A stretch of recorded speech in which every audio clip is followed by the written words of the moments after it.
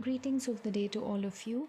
I welcome you all to this series of lectures on basic electrical engineering, which is a course designed for first semester students in the Department of Electrical Engineering at NIT Srinagar.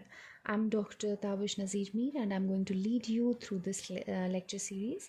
We will mostly have video lectures and also some Google Meet sessions every week to discuss the doubts and to have online interaction with students. So this is the first video lecture. We have already had a Google Meet session. Now let's begin with basic electrical engineering. So if I briefly give you an overview of the syllabus, it has 5 units. You have unit 1 that talks about the basic concepts of electrical engineering. So you will be acquainted with terms such as voltage, current, just a brief a recapitulation of all those basic terminologies and basic working of circuits. The second unit is on DC circuit analysis, which is about different theorems and different techniques used to analyze DC circuits. The third unit is about AC circuit analysis in steady state. And when we talk about AC circuit analysis, we talk about sinusoidal AC only. As you progress over the next 4 years, you will come to know that AC is not only in the form of pure sine waves, but for now we will assume pure sinusoidal AC signals. And then the fourth unit is about AC power. So we will discuss AC power, reactive power, the concept of apparent power, active power, and reactive power. And finally, the fifth unit is about three-phase AC power. So 3 and 4 are about single phase systems, and fifth unit is about three-phase AC circuits. Okay.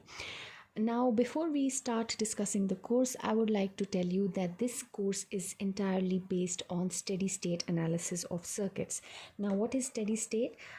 If you talk about any signal in a circuit, whether it is voltage or whether it is current, let's talk about DC circuit.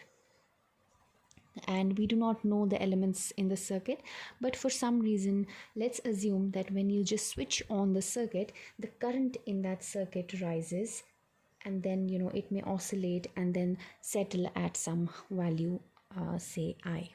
So this is the graph of the current in the circuit with respect to time. Now steady state pertains to the response of the circuit, that is the current in the circuit, the current response of the circuit in steady state, which means as time tends to infinity. Okay, so once you have switched on the circuit, then what happens in the later part, like once all the transients have died down? And this part, when the current is settling, its behavior is uncertain, or it is oscillating, or it is still rising or still falling. That is the transient part of the analysis, which will not be handled in this course. For transient analysis, you have another course called as network analysis in third semester. So this course is basically based on steady state analysis, that is analysis that pertains to later times or times tending to infinity, where not even infinity, it means it depends where steady state comes. Like say if steady state comes after 4 seconds, then that itself is your steady state, right? So we will discuss about steady state and we'll analyze circuits in steady state, both DC as well as AC circuits. Now that was about the course and its contents. Now let's briefly discuss some of the basic quantities in electrical engineering. I'm sure you are already aware of it, all the quantities, because you've just come out of higher secondary school and you've just given your JEE exams, but it's always good to have a quick recap. So if we talk about the first and the foremost quantity in electrical engineering or electrical circuits, it has to be charge, or electric charge as you may call it, which is basically, we know that electrons have negative charge, protons have positive charge, and any conductor or any material for that matter is has some charge distribution. Now, what we know about charge is that charge is conserved, which means that in any material or in any matter, the net charge always remains the same. You cannot create or destroy it, but yes, you can separate charges.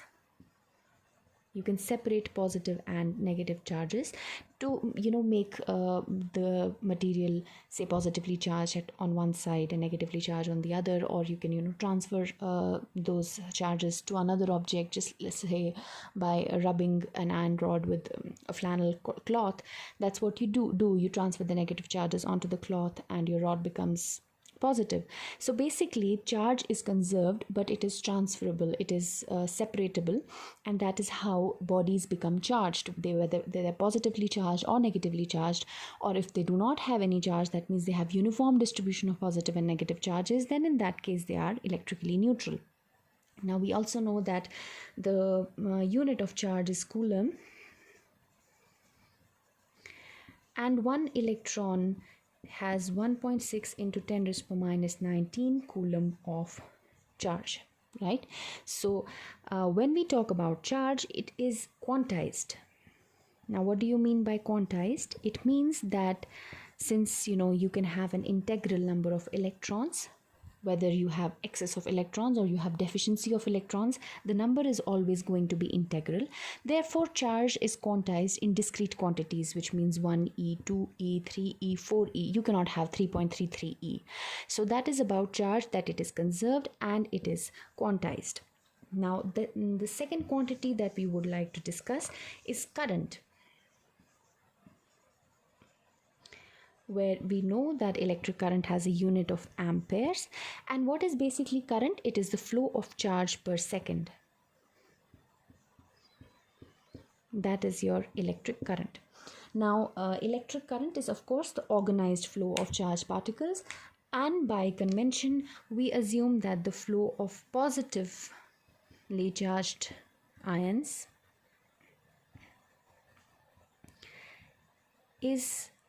determines the direction of current. So the direction in which the positive charge flows, that is the direction of current. That is just a convention. So if electrons are going in this direction, then current will be defined in the opposite direction. That was about current. Then let's briefly discuss the third quantity, that is voltage. You can say that voltage is equivalent to pressure. Voltage in electrical circuits is equivalent to pressure in mechanical circuits. So basically, voltage is what causes current to flow, or you can say what causes charge to flow and hence constitutes current in a conductor. It is basically the work done to move a unit charge. So we know that the unit of voltage is volts, represented as V. The fourth quantity over here is power. As we move further in the course, we will see that power comes in many varieties. We have active power, reactive power, apparent power, all kinds of power. But for now, it is sufficient for you to know that power is basically energy upon time, and its unit, needless to say, it is watts. So basically, it is the rate at which work is done. Now, voltage is work done per unit charge, and power is work done per unit time. Okay. So from this, we can also say that if voltage is work done, which is work done is energy. So voltage is work done per unit charge, and power is work done per unit time. Therefore, we can say that power is V into Q from this equation over here, V into Q upon T, which brings us to power being equivalent to the product of V and I, because we know that current is charge per second, or it is Q upon T, right? So Q upon T has been substituted as I, and we know that power is the product of voltage and current. Now, this finally brings us to these were all the basic quantities of electrical circuits, so charge, voltage, current, and power. And now we'll briefly discuss the different elements in a circuit.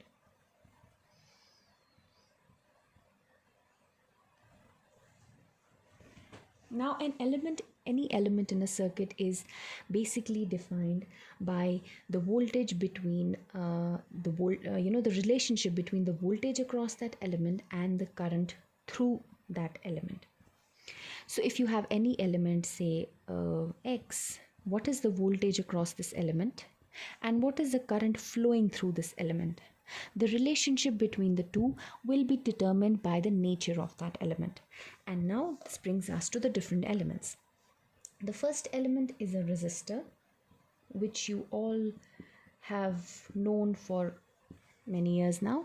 Resistors follow the very simple principle of Ohm's law. V is equal to IR, which means that the voltage and current in a resistive circuit are directly proportional to each other.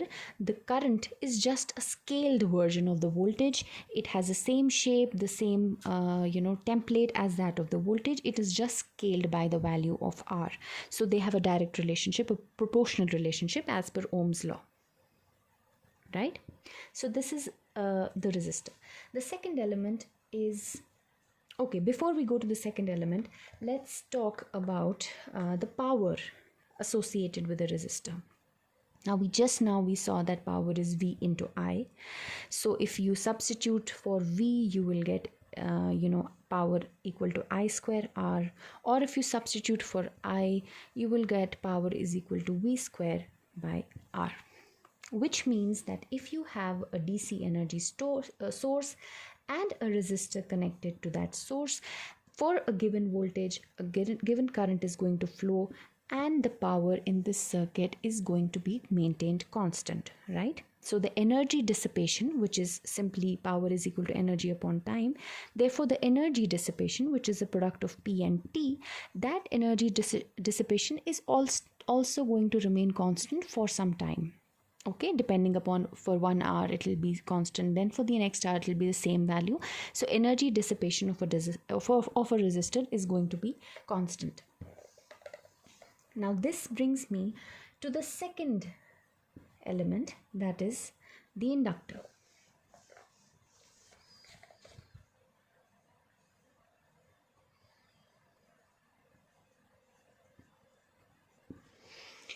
Now an inductor, the resistors are shown like this, and inductor is represented like this.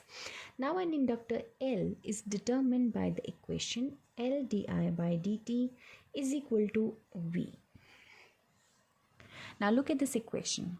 This equation tells you that if there is some voltage applied on an inductor, across an inductor, the current through that inductor will be an integral of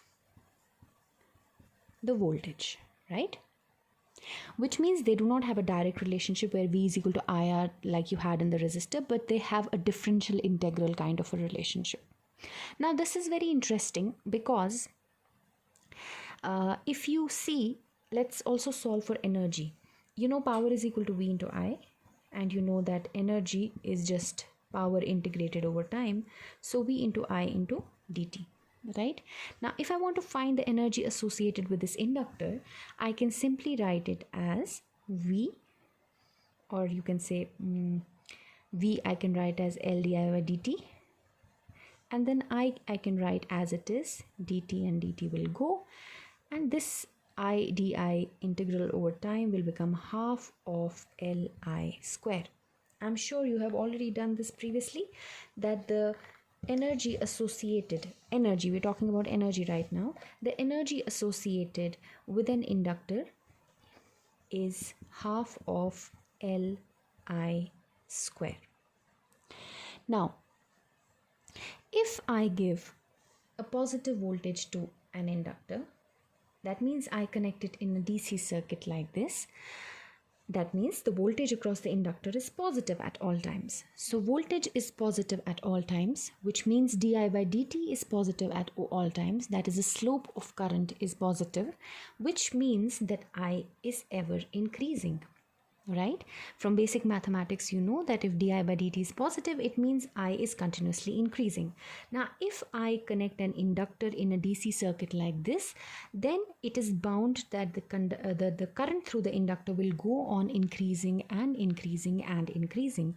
Or in other words, you can say from this, you know that the current is increasing in the circuit, and from this equation you know that it is completely storing energy, and it is going on storing and storing and storing energy. So because energy is half Li square. Now the problem is that this is the reason you do not have much relevance of inductors in DC circuits. Whenever you will analyze DC circuits, you will see that they are mostly resistive, and L and C do not have any role to play in steady state. Of course, they have a role to play during the transients, which you will come to know in your third semester. But you know that if you connect it in a DC circuit, the current is going to go on increasing and increasing and increasing, which can damage your inductor, your source, and it's more like a short circuit condition. But when you will analyze the real transient analysis, when you'll do the transient analysis, you will see that this inductor is not just an inductor. Most often it has an internal resistance. So this equation becomes Ri plus L di by dt. Then you solve the differential equation. You will learn those tools in later semesters, how to solve these equations and find out the response for I. And then you come to know that I doesn't just go on increasing, but at some point it also settles at a value which is determined by the resistance or the internal resistance of this inductor. So all of that is beyond your scope, but for now, if you assume that your resistor, your inductor does not have any internal resistance, then for sure that the if you apply a DC voltage to your inductor, the current is going to go on rising and rising and rising, and your inductor is going to store and store and store energy. Therefore, you cannot use an inductor in a DC circuit just like that. And you basically, inductors and capacitors are both energy storage elements, and what you basically do with energy storage elements is that you use them to store energy for some time, and then they release energy for the remaining time. So if you see here, when the voltage across the inductor is positive, the current through it, di by dt, is also positive. The current through it is rising, which means that it is storing energy. Now when the voltage through the inductor becomes negative, the current through it, di by dt, is also negative. So the current through the inductor starts falling because di by dt is negative, and because the inductor current starts falling, therefore it starts losing energy, or its energy starts decreasing. That is the basic concept of using inductors, that you store energy for some time and then you lose that energy or release that energy after some time, and therefore you use them in circuits where the voltage across the inductor can get positive as well as negative, so you can store and release energy.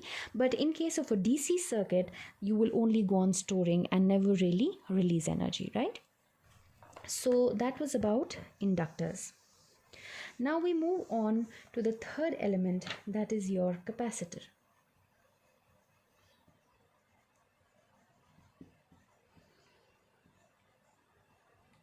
It is the analogous element to inductor. Everywhere you will see that it is its dual, and you know that it is dictated by the equation IC is equal to dV by dt. The current through the capacitor is equal to C dV by dt, or you can say that the voltage across the capacitor is the integral of its current, of course scaled by the value of C. Now, what does this equation tell you? Before we talk about the physical representation of this equation, let's quickly solve for the energy, which is simply power integrated over time, VI integrated over time. Now we know that I over here, the current through the capacitor, is equal to C dV by dt, and this is dt, and dt goes, this becomes half of CV square. I'm sure you have seen this before also, the energy associated with the capacitor. right? So before that we saw energy associated with an inductor. So inductor would store energy when voltage across it was positive and then release that energy when voltage across it was negative, and it was storing and releasing energy in the form of electromagnetic field, in the form of currents were used to increasing currents and decreasing currents were storing and releasing energy respectively. Now in a capacitor you do exactly the same thing, that you store energy and you release energy, but you do that in the form of electrostatic field. So you basically do it in the form of voltages across the capacitor building up and voltages across the capacitor dying down. So let's see it further. Now if I say that I have connected a capacitor across a DC source, so this is my battery and this is the capacitor that I have used. So obviously this DC source can inject current into the capacitor, and only positive current into the capacitor because it is DC. And when the current through the capacitor is positive, it means that dV by dt is positive, which means that the potential across the capacitor is rising, right? So the potential across this capacitor goes on rising and rising and rising, and you theoretically you go on increasing and increasing and increasing the voltage across the capacitor. And like if you do the transient analysis, like I said, you model some resistance of the leads as well, then in that case you will see that at some point the capacitor voltage saturates. So basically again you are just storing energy in the capacitor, and the capacitor never really finds a way or means to release that energy. The capacitor could release the energy only if dV by dt could become negative or IC could become negative, but there is no such scope in this circuit, right? It is a completely DC circuit. So again, capacitors in DC circuits generally become irrelevant unless you have some certain types of circuits which have switches to turn them on and off, where during the transient conditions this L and C elements become more relevant. So again, when the capacitor current is positive, the voltage across the capacitor is rising because dV by dt is positive, and the inductor, as per half CV square, voltage is rising, so it is storing energy across energy built up in the capacitor is rising, and energy is increasing and increasing and increasing. And for the energy to decrease, the voltage must decrease. That means dV by dt must become negative. That means IC must become negative. So again, that is what usually happens in AC circuits, and like I'm reiterating again and again that L and C are more relevant elements in terms of AC circuits, where voltages and currents are bound to reverse after a fixed interval, are bound to become negative. So this was about R, I and C. Now, where I said that resistor is, basically a simple element that has, a fixed energy consumption in a fixed circuit, but inductors and capacitors, they store energy and they release energy, especially if they are subjected to, AC varying voltages, not of course when they are subjected to DC voltages. So this was about the three basic elements of, elements you can say which are load elements or passive elements which do not have their own energy. There are also nowadays elements in the form of semiconductor devices. So they're modeled as switches, where you use transistors of different types as basically as switches. These kind of things are more you will study them in later semesters. They are mostly in converter circuits, like you have chargers, or you have inverters, or you have UPS systems. All of those have electronic apparatus. They have devices which operate as switches. So this switch also becomes a newly known element in electrical engineering. Not really new, but definitely new as compared to the R, L and C. So when we talk about the switches or the power electronic switches, the interesting thing about them is that they can be, just by appropriately controlling these switches, that when they turn on and when they turn off, they can be modeled to behave like an inductor or modeled to behave like a capacitor. And sometimes you even use them in conjunction with L and C, and get a desired effect from the assembly of the switch as well as the passive element. So this is right now is again beyond your scope. You will study it in higher semesters, but for now these are the three important passive elements that we'll study. After that, let's talk about some sources, elements in the form of sources. We have generally sources classified as dependent and independent sources.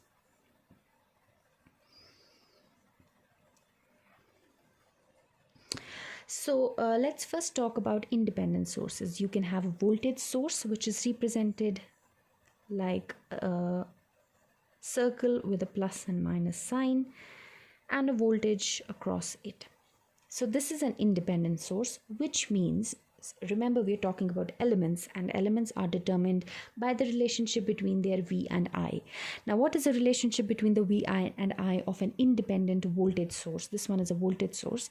The independent voltage source generates a fixed voltage V irrespective of the current being drawn from it. So you can connect this voltage source to a circuit, you may not connect it to a circuit, you may connect it to a number of parallel resistors or any kind of circuit, but theoretically, if it is an independent voltage source, the voltage across its terminal is always going to remain fixed independent of the current that you draw from it.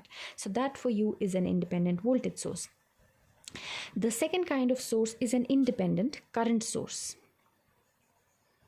which is represented with a circle showing a direction of current.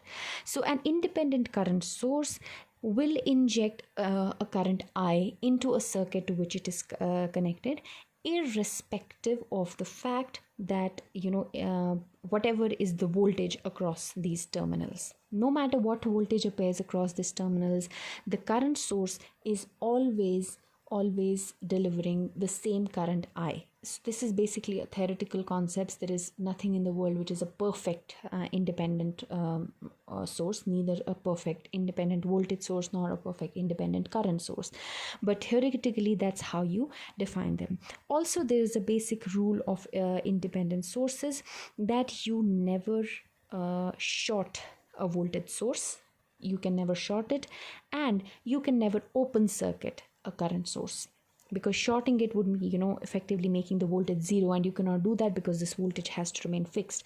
And similarly, open circuiting this kind of a circuit means that you're making the current zero, and you cannot do that because the current is fixed. It is continuing to inject some current into the circuit. So this kind of a circuit, a current source, will always have some connections, and to complete the circuit, never an open circuit.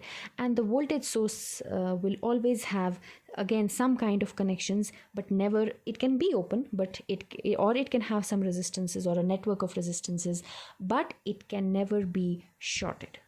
You can never short it like this. Okay, so that was about independent sources. Finally, we move to the dependent sources. Dependent sources are denoted by diamond shapes like this. So a dependent voltage source will be represented like this with a voltage V. Now this voltage V is dependent. It's called a dependent source because this voltage V is dependent on the value of voltage or current somewhere else in the circuit. Current at some other position, voltage at some other position, that will determine the voltage across the dependent voltage source. Similarly, the dependent current source is shown by a diamond with an arrow showing the direction of current.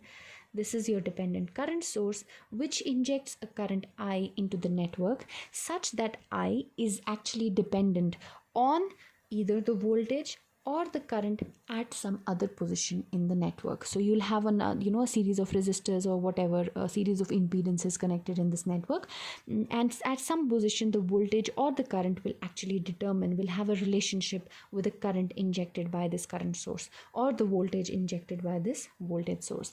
So if you see the practical examples of these dependent voltage source, they mostly exist in electronic circuits, transistor based circuits, where different sources are modeled as dependent sources depending upon the circuit topology. So basically in electronics you mostly come across dependent sources. Otherwise, when you talk about core electrical engineering, most of your sources are considered independent for analysis. So this was about the different sources that we talked about.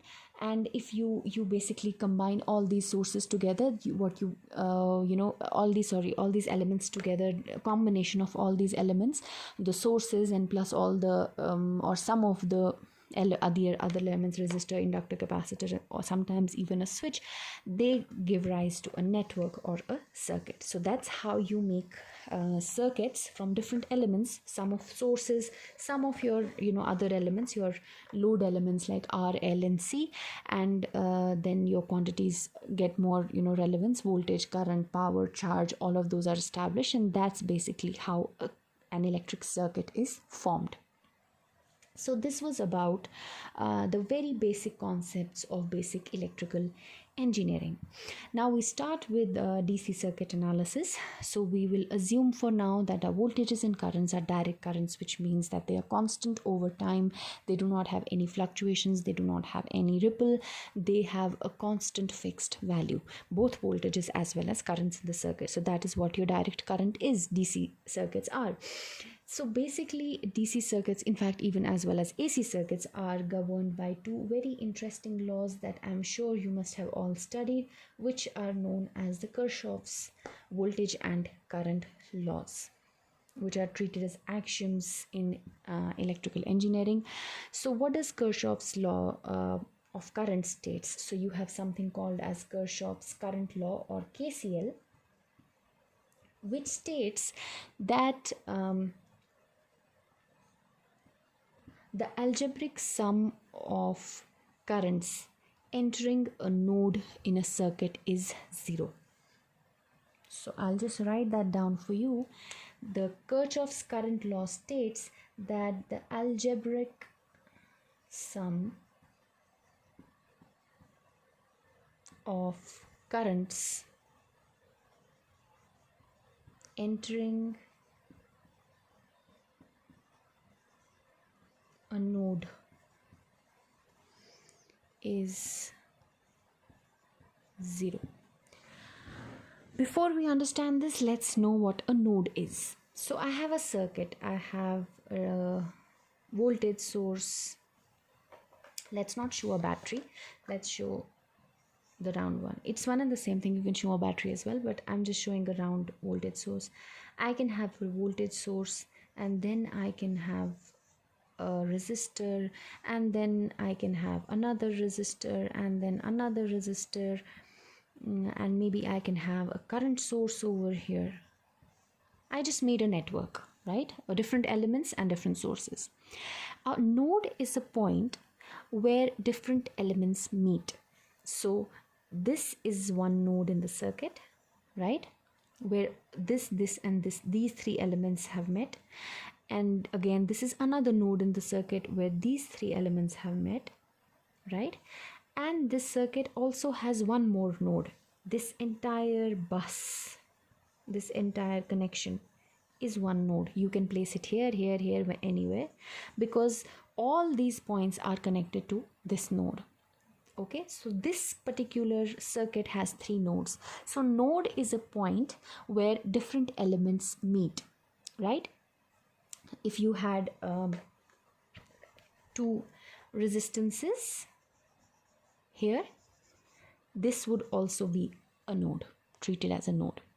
Now, according to Kirchhoff's law of currents, or KCL, Kirchhoff's current law, the algebraic sum of currents entering a node is 0, which means that if I say that this current is I1, and then this current is I2, and then this current is I3, please make sure that you are taking into consideration the directions. Then I can write from KCL that the currents entering this node, so I1 is entering the node, that means I1. And then what other current is entering the node? I2 is also entering the node, plus I2. And then I3 is leaving the node, so minus of I3, because minus of I3 will be entering the node. So I1 plus I2 minus I3 is equal to 0. So that is basically KCL applied on this node. Similarly, you can apply KCL on this node and on this node. So it helps you, it gave you one equation, right? And then this will give you another set of equations, this will give you another set of equations. So when you solve those equations, you can actually find the values of currents in at different positions, right? If you know, of course, you must know something in the circuit. Some must be knowns and some must be unknowns, and obviously the number of unknowns cannot exceed the number of equations. So once you have some given number of knowns and given number of unknowns and the desired number of equations coming from KCL, then you can solve for those currents. We'll also do some practical questions and that will help you understand this better. We also have another law known as KVL, which is Kirchhoff's voltage law. So Kirchhoff is, I think, a German professor. Yeah, a German professor who was contemporary to Ohm, the guy who gave the Ohm's law. They were existed about the same time, and that's where they did work on similar kind of stuff, and that's around the same time that Kirchhoff gave the Kirchhoff's current and voltage laws. So what does KVL say? KVL says that the algebraic sum of voltages around any closed path in a circuit is 0.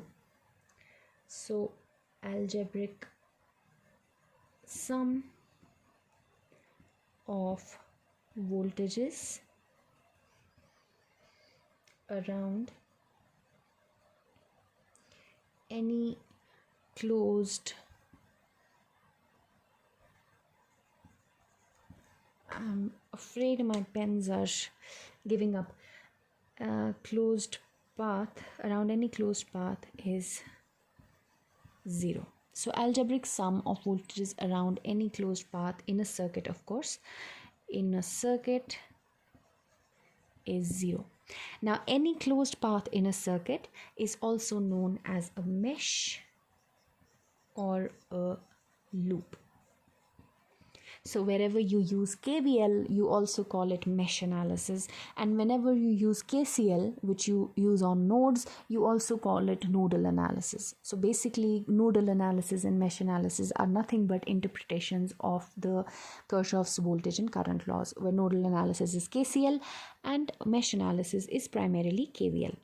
Okay, so now from mesh analysis, let's do it for a circuit. So I take an example of a circuit. I have some voltage V1, and then I have a resistor over here and another resistor over here, and then I have another resistor over here and another over here, right? And I define voltages, say this one as V2, this one as V3, this one as V4, and this one as V5. Now KVL tells me that the algebraic sum of voltages around any closed path in a circuit is 0. So let's see the first closed path, which is this. Let's call it mesh number 1, and let's write KVL for mesh number 1. So from KVL we have, let's take some convention, any convention you like. If you go from minus to plus, let's assume that as negative. You can assume it as positive as well, it doesn't matter, but I like to assume it negative. If I go from minus to plus, I assume it as negative. So minus of V1, right? And then I'm going to from plus to minus, which is positive. So plus V2, and then again from plus to minus, so plus V3 is equal to 0. This is for mesh 1. I can also write it for mesh 2, the second mesh. Let's start in one we have to go in one direction. You can take any direction but go in one direction, right? Around the closed path in any direction. So let's go from here clockwise. Let's start from V3 minus to plus. So it is negative, makes minus V3. Then plus to minus, so plus V4. Please remember, you can take any conventions. I have taken minus to plus as negative. You can take it positive. There is no harm. Okay, so this is plus V4. Then this is plus to minus again. So plus V5 is equal to 0. So this is what my Kirchhoff's voltage law is telling me to do. I also have another loop, which is this mesh, the bigger mesh. From the bigger mesh I have minus to plus, so minus V1 plus V2 plus V4 plus V5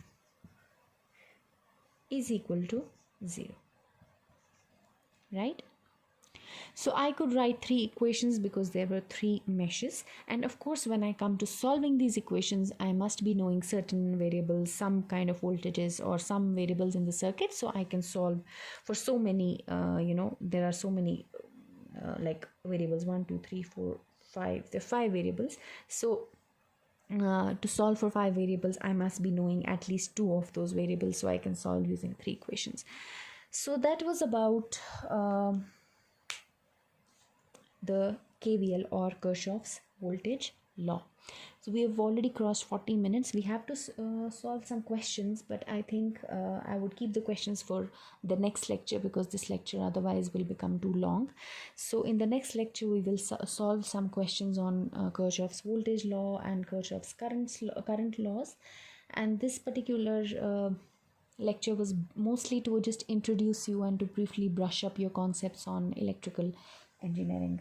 If you have any doubts or queries, please keep me updated through the WhatsApp group. Of course, not that you have to ping me every 5 minutes on it. Let's act more professionally. You can either convey it through your CR or you can convey it yourself, but at an appropriate time and in an appropriate manner. We can also discuss our doubts or any queries that you have in later classes that we will conduct through Google Meet online sessions. I wish you all the best and thank you.